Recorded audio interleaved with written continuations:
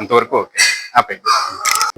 బోవిక్స్ ఓ మంచి నేస్తం, పశువుల మమతలకు ఇది కొత్త వారధి. బోవిక్స్ నీ తోడు మారుతోంది. నేను మీ doctor Sai Mahesh Reddy. Welcome back to friendly way. ఈరోజు మనము పందుల పెంపకంలో రాణిస్తున్నటువంటి లక్ష్మణ్ గారితో ఉన్నామండి. ఆయన 10తో స్టార్ట్ చేశారు సంవత్సరం క్రితం. అంటే 10 ఆడపందులను తెచ్చుకొని ఒక మగపందిని తెచ్చుకొని ఈ రోజు 200 దాకా పెంచున్నారు. ఆయన ప్రయాణము, సో ఈ సంవత్సర కాలంలో ఆయన పడినటువంటి కష్టాలు ఏంటి, ఏమన్నా అమ్ముకోగలిగారా, ఈ సంతానం ఆల్మోస్ట్ ఇప్పుడు 200 వరకు వృద్ధి చేయగలిగారు. ఈ సంవత్సర కాలంలో ఆయన చేసినటువంటి ప్రయాణాన్ని మొత్తం వారి మాటల్లోనే మనం తెలుసుకుందాము. పంది గురించి కంప్లీట్ ప్రొఫైల్, అంటే పుట్టిన దగ్గర నుంచి అమ్ముకునేదాకా ఏం జరుగుతుందో మొత్తం వారి మాటల్లోనే తెలుసుకుందాము. Thank you sir. నమస్తే సార్. నమస్తే. సో ఇప్పుడు మీరు 10 పందులతో బిగిన్ చేశానన్నారు. సుమారుగా సంవత్సరం అయింది అంటున్నారు కదా. సో ఇప్పుడు మీరు ఫామ్ లో చూస్తే సుమారుగా 200 దాకా ఉన్నాయి.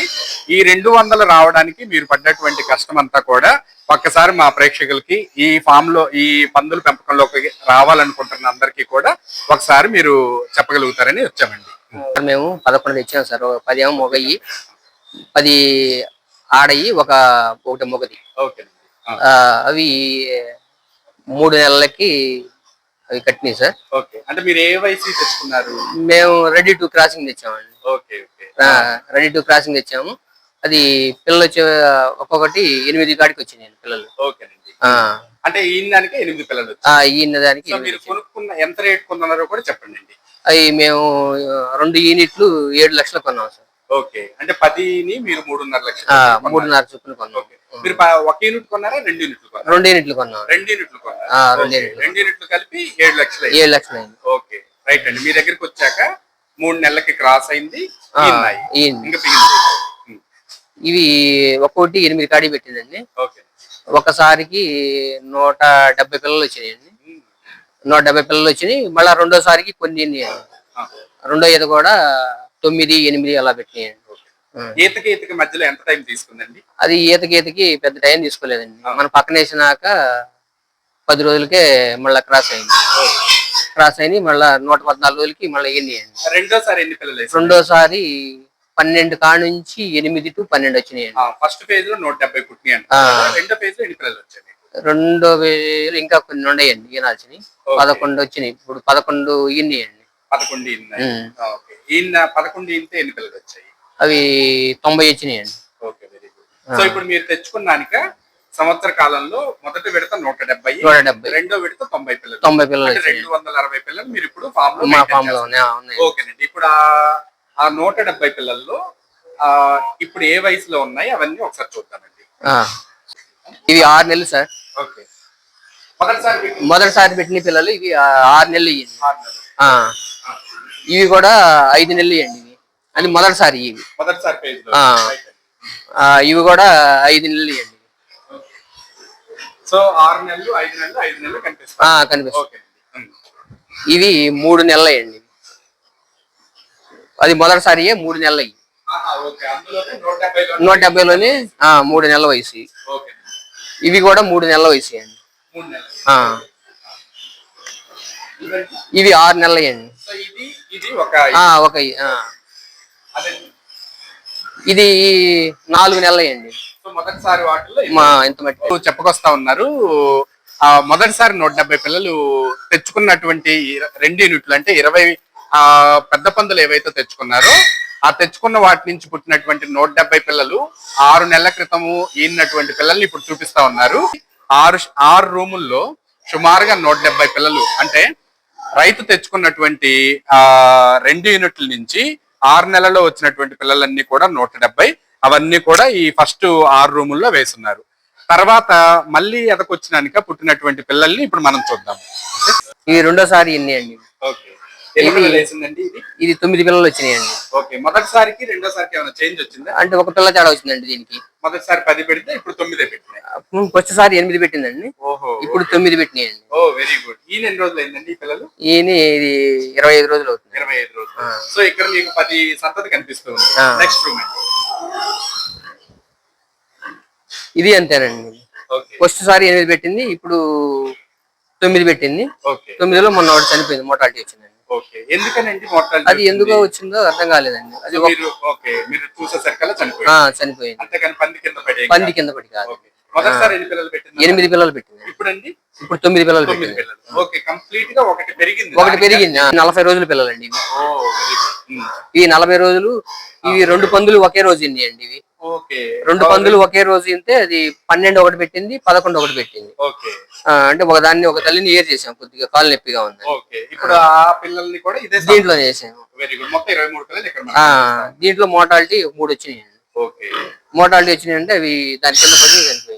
ఓకే, పంది కింద పడి పంది కింద పడి. సో పంది కింద పడి రైతు చెప్తున్నారు కదండి, పంది కింద పడి చనిపోవటం అనేది చాలా సాధారణమైనటువంటి విషయము పందుల పెంపకంలో. పంది కింద పడి చనిపోకుండా ఉండాలి అంటే నిద్రలో కానీ ఏదైనా గార్డింగ్ రైల్స్ అని ఉంటాయి. ఇది సిమెంట్ తో కట్టున్నారు. అలా కాకుండా ఇనప రైల్స్ వరుసగా ఒక 2 సెంటీమీటర్లు, సారీ 1 ఫీట్ 1.5 ఫీట్ ఆనుకొని ఇట్లాంటి గార్డింగ్ రైల్స్ పెడతాము. పంది పడుకున్నప్పుడు పిల్లలన్నీ కూడా గార్డింగ్ రైల్స్ కిందకి వెళ్తాయి. పందికి ఆ గోడకి మధ్యలో కొద్దిగా గ్యాప్ వస్తుంది. ఆ విధంగా పంది కింద పడి తొక్కుని పిల్లలు చనిపోయేటువంటి పద్ధతిని మనం అరికట్టవచ్చు. 12 పెట్టింది సార్. ఓకే, ఇప్పుడు 6 వచ్చినాయండి దీనికి. సో 12లో 6 రెండు కనిపిస్తున్నాయి కదండి ఇక్కడ చూడడానికి. అంటే గదులు ఖాళీ లేక దాన్ని అది మరి దాని పిల్లలు దీనికి వేస్తే అది దీన్ని పొడవటం కానీ అసలు ఏం లేవండి. ఏం చేయదు. అది ప్రెగ్నెంట్ అనిమల్. అది ప్రెగ్నెంట్ ఈనడానికి రెడీ అవుతుంది కాబట్టి ఇక్కడ పెట్టేసుకున్నాం. అవును. ఓకే, సో దాని కింద పడి చనిపోవడం ఏం లేవండి. దానికి అసలు పెట్టడమే 6. ఫస్ట్ సారి 12 పెట్టింది సార్. ఓకే, ఎందుకని తగ్గినాయండి? 12 పెట్టి 6కి తగ్గటం అంటే మీకు లాస్ కదా. అవునవును. సో మీకు ఐడియా లేదు ఏమన్నా? మీరు అంటే మేము ఒకవేళ దీన్ని మార్చామండి. ఆహా, ఓకే, తండ్రిని మార్చారు, బోర్ని మార్చారు. అవునవును. అది ఒక్కసారి ఎక్కిందండి పోయినసారి.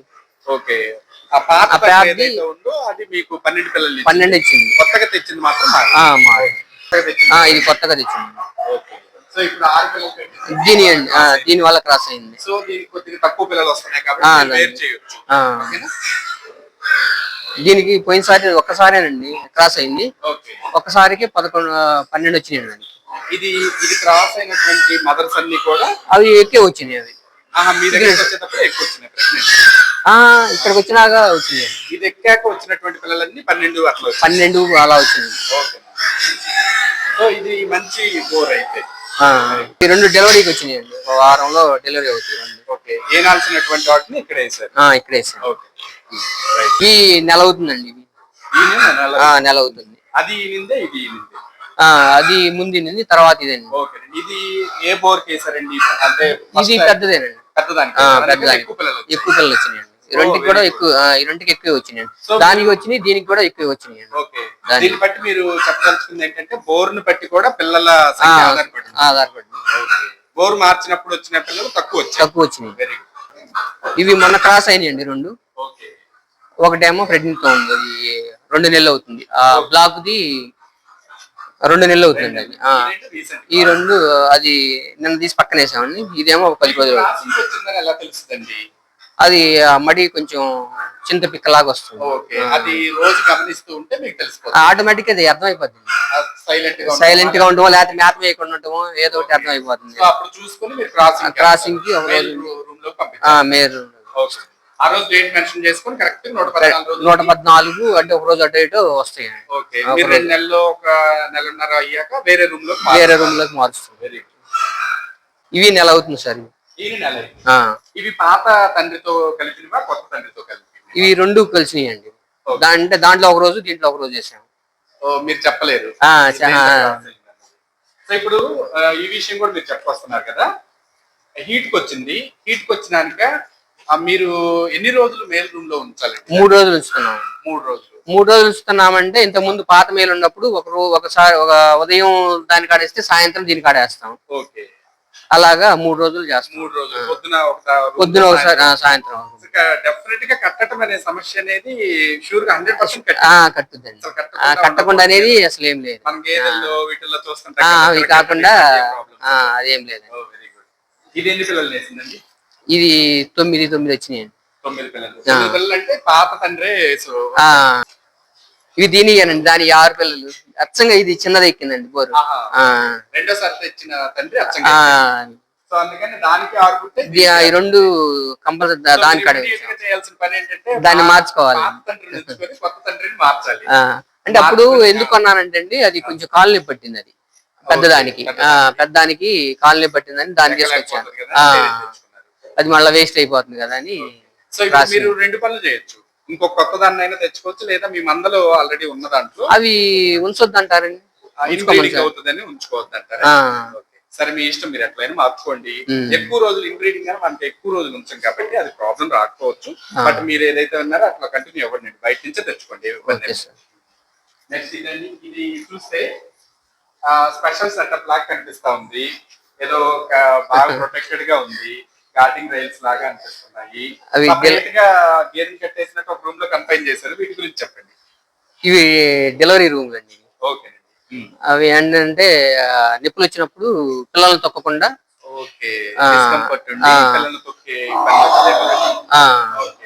మీకు ఎన్ని రోజులు వీటిలో వేస్తారండి? కొంచెం మళ్ళీ మనకి డెలివరీ అయ్యేదాకా ఇక్కడే ఉంచుతామండి. వేరే అంటే మిగతా రూమ్స్ లో లేవు కదా, ఈ రూమ్స్ లోనే ఉన్నాయి. ఈ రూమ్స్ లో ఈ రూమ్ లో వేయాలని అంటే మనకి డేట్ ఉంటది కదండి, మొత్తం డేట్లు వేసుకుంటామండి. ఏ రోజు ఆ రోజు డేట్లు వేసుకొని ఒక వారం ముందే వేస్తాం, అలవాటు అయిన దాకా. సో ఇంకా అదే రూమ్ లో కన్ఫైన్డ్ గా ఉంటాయి. 10 రోజులు ఉంచుతామండి. 10 రోజుల నుంచి తర్వాత ఈ వ్యాక్సిన్ అయిపోయినాక, ఐరన్ బి కాంప్లెక్స్ అయిపోయినాక అప్పుడు పక్కకి వేస్తాం. అంటే ఒక్కోటి బయటికి వస్తాయి. ప్లస్ ఏంటంటే ఆ పళ్ళు కట్ చేసినప్పుడు కాల్ చేస్తాయి కదండి, ఆ కాల్ చేసినప్పుడు తల్లి పైకి వస్తుంది ఒక్కోటి. అందుకని పళ్ళు కట్ చేసి తోకలు కట్ చేసిన దాకా దాంట్లోనే ఉంచుతాం. ఒక్కోటి ఏమో దీంట్లోనే ఎంతేయండి కొన్ని కొన్ని మనకు తెలియక కాదండి, ఇవి ఖాళీ లేవనుకోండి, అవి దాంట్లోనే ఇస్తాం.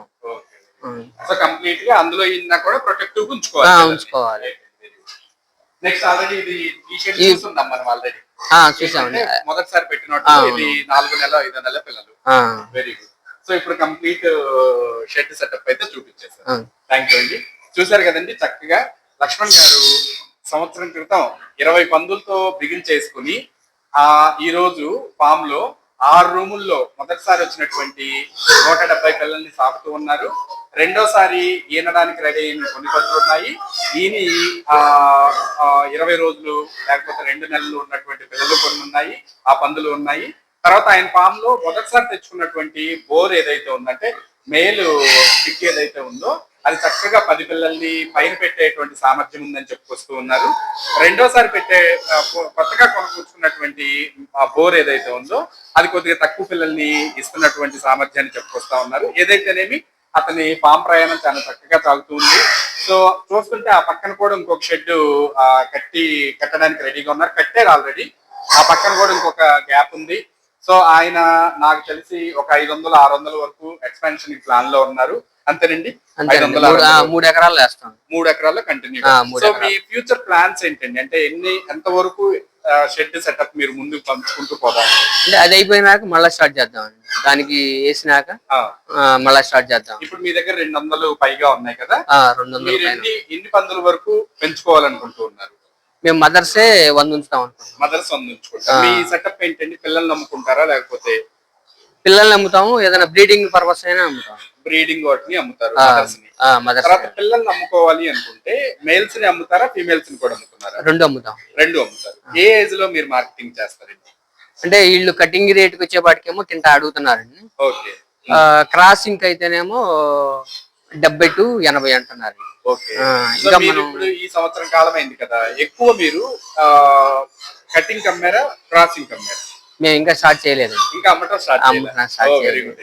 సో ఫ్యూచర్ లో మీరు చక్కగా మీరు ఏదైతే తలపెట్టారో 3 ఎకరాల్లో పెట్టుకోవాలి అని తలపెట్టారో అదంతా కూడా సక్సెస్ గా రావాలని చెప్పి ఆ దేవుణ్ణి మనస్ఫూర్తిగా కోరుకుంటున్నాం. నమస్తే. సో ఒకసారి షెడ్స్ చూసుకుంటే పొడవు వెడల్పు ఏదైతే ఉన్నాయో ఆ కొలతలు ఒకసారి చెప్పండి అండి. పొడవు 125 అండి, వెడల్పు 36 అండి. ఓకేనండి.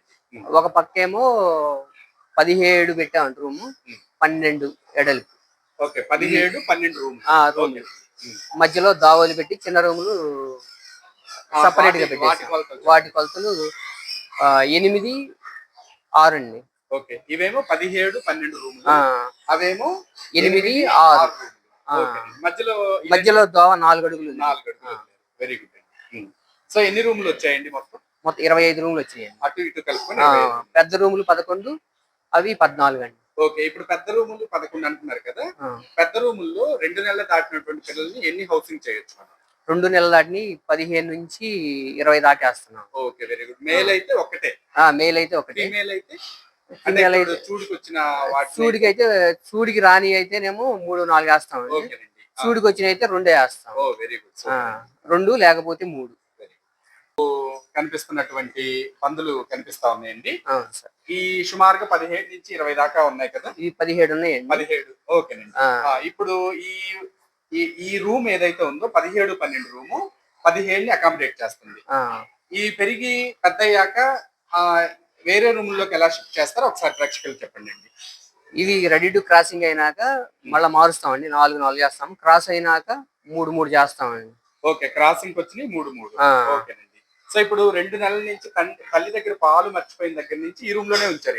ఈ రూమ్ లో ఉంచామండి. సో సుమారుగా ఈ వయసు వచ్చేంత వరకు 6 నెలల వరకు ఇదే రూమ్ లో తర్వాత 3, 4 ఒక రూమ్ షిఫ్ట్ చేస్తారు.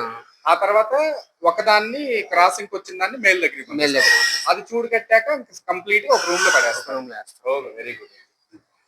పుట్టినప్పటి నుంచి ఆ క్రాసింగ్ వచ్చేంత వరకు ఏదైతే మేనేజ్మెంట్ అంటే కూరపళ్ళు తీయటం ఏది, తర్వాత విత్తులు తీసేయటం అయితేనేమండి, లేకపోతే వ్యాక్సిన్స్, డీవార్మింగ్స్, ఇవన్నీ కూడా రైతు మాటల్లో ఒకసారి విందాము.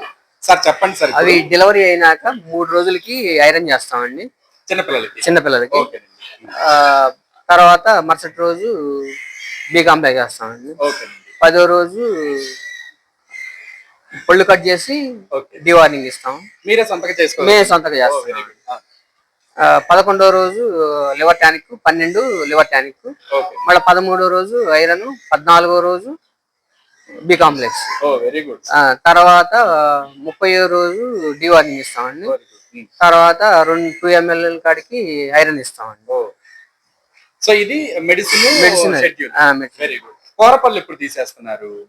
10, ఒక్కోసారి ఏమో పుట్టిన 2వ రోజుకే చేస్తామండి. మరిన్ని పిల్లలు పుడితే 12 పిల్లలు పుడితే మరుసటి రోజు చేస్తామండి. 6 పిల్లలు 7 పిల్లలు కనుక పుడితేనేమో 2వ రోజు 3వ రోజు కట్ చేస్తాం. Very good. అంతా కూడా మీ సొంతంగానే చేస్తున్నాం. వెరీ గుడ్, ఎక్సలెంట్ అండి. కాస్ట్రేషన్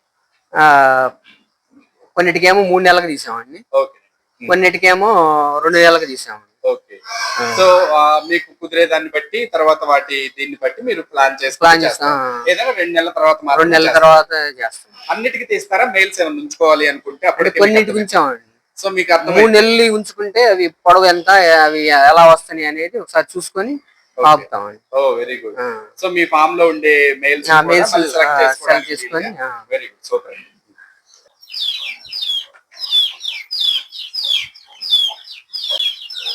ఇదేంటండి చూస్తుంటే నానబెట్టేదో ఉన్నట్టుంది, ఏంటండి ఇది? దానికి తొందరగా అరుగుద్దని ఇది ఇలా. ఓకే, నానబెట్టారు. ఈ మొక్కజొన్నలు, నూకలు, శనగ చెక్క అండి. శనగ చెక్క, ముందు ఉప్పు కేజీ, అన్ని కలిపి నానబెట్టేస్తాం. 2 రోజులు నానబెట్టి 3వ రోజు వేస్తాం. 2 రోజులు నానబెడతారా? అంటే చెక్క గట్టిగా ఉంటది కదా, అందువల్ల కలుపుకుంటూ వేస్తాం. ఓకే, వెరీ గుడ్ అండి. ఇది బీర్ పొట్టు అండి. Very good. బీర్ పొట్టు మనం తీస్తామండి, వాళ్ళే వచ్చి డెలివరీ ఇచ్చిపోతారండి. రమ్ము వచ్చేపాటికి 2900 పడుతుందండి. అంటే 250 కేజీలు ఏముంటదండి. 250 కేజీలు ఎంత పడుతుందండి? 2800 పడుతుంది. 2800 అంటే కేజీ 12 రూపాయలు, 11.5. సో డెలివరీ ఇక్కడికి వచ్చి వాళ్ళే దించి వెళ్తున్నారు. సో ఎన్ని రోజులు స్టోర్ ఉంటుందండి? ఈ 10 రోజులు ఉంటుంది అంటున్నారండి. 10 రోజులు అంటే ఇవి 4 రోజులు, 5 రోజులు. సో బానే ఉంది, ఫ్రెష్ గానే ఉంది. ఫంగస్ పట్టడం ఏం లేదండి. పైన కొంచెం లైట్ గా ఎక్కడన్నా వస్తుంది. ఇది నార్మలే. ఇది నార్మలే. మీరేం చేస్తారు? ఒకసారి ఫీడింగ్ షెడ్యూల్ అంటే చిన్న పిల్లలకి ఏ మేతలు వేస్తారు, మిగతా పందులకి అన్నిటికీ ఏ మేత వేస్తారు ఒకసారి చెప్పండి. పెద్దవాటికి మొక్కజొన్నలు ఇందాక చూపించింది నానబెట్టేస్తామండి. క్వాంటిటీ లెక్కేస్తారా లేకపోతే అన్నిటికి కలిపి ఇంత వేస్తారా? అంటే కేజీ కాడికి వేస్తామండి. పొద్దున 1 కేజీ, సాయంత్రం 1 కేజీ వేస్తాం. దాన్నే మేము 3 భాగాలు చేసి 3 పూటలు వేస్తున్నాం అండి. మధ్యాహ్నం 2 కేజీలు భాగాలు. 2 కేజీలని 3 భాగాలు చేస్తున్నాం. ఓకే. ఇప్పుడు ఇది పిల్లలకి వచ్చేవాటికి బీరు పొట్టు 30 కేజీలు 20 కేజీలు నూకలు నానబెట్టేస్తాం. రెండు కలిపి వేస్తాం. సో ఇంతవరకే ఇంకా బయట నుంచి ఇంకా హోటల్ వేస్తే అది ఏం చేసి రావట్లేదు. సో బీరు పొట్టుకి వెయిట్స్ వస్తున్నాయండి మీకు? ఏం తెలియదండి, ఇప్పుడే మనం ట్రయల్ లో ఉంది కాబట్టి మనం చెప్పలేము. సో చిన్న పిల్లలకి బీరు పొట్టు, పెద్ద వాటికి మీరు కాన్సన్ట్రేట్ ఓకేనండి. ఎంత వేస్తున్నారు చెప్పలేదు. అది చిన్న పిల్లలకి పావు కేజీ కాడికి వేస్తున్నాం అండి. 3 నెలల పిల్లలకి 3 సార్లు 3 పావు కేజీలు వేస్తున్నాం. 3 పావు కేజీలు వేస్తాం. అంటే రోజుకి వచ్చేసరికి 750 గ్రాములు వేస్తాం. అది అలా ఎన్ని రోజులు పెడతారండి? అవి 4 నెలలు దాకా పెడతాం. 3 నెలల నుంచి 4 నెలలు దాకా. 4 నెలల తర్వాత 4 నెలల తర్వాత కేజీ పడుతుందండి. ఓకే. కొద్దిగా పెంచుతాను. మేత మాత్రం మ్యాథమెటిక్ ఇది. ఓకే. 6 నెలల వరకు మెచ్యూరిటీ వచ్చేంత వరకు ఇదే పెడతారు. ఇదే పెడతాను. ఎప్పుడైతే క్రాసింగ్ వస్తే అప్పుడు మీరు షిఫ్ట్ చేస్తారు. చేస్తాను. రైట్.